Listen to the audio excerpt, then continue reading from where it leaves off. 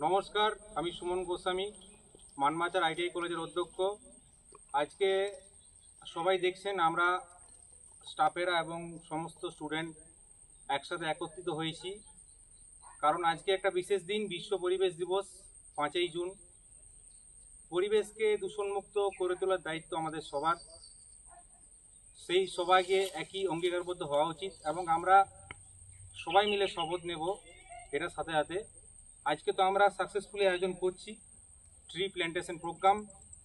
আগামীকালেও আমাদের স্বাধীন ট্রাস্টের কর্ণধার মলয় স্যারের উদ্যোগ এবং তার পজিটিভ বার্তার ছত্রছায়ায় আমরা সবাই মিলে একসাথে অঙ্গীকারবদ্ধ হব যে আগামী 1 বছরের মধ্যে আমরা 1 কোটি গাছ লাগাবো।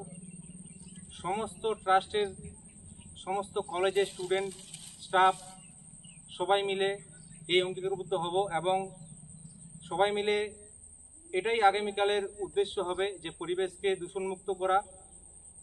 এইভাবে আমরা এগিয়ে যাব। এই বলে আমার ক্ষুদ্র বক্তব্য শেষ করছি। ধন্যবাদ।